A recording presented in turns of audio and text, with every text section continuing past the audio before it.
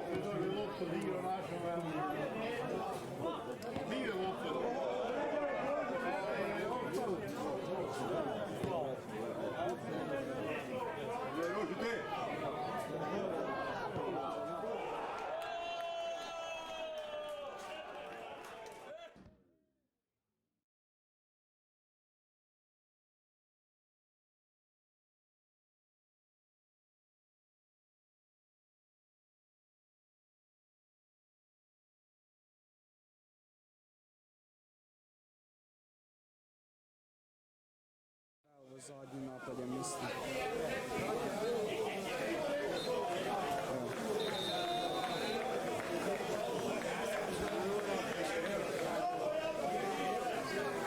Milči, kam?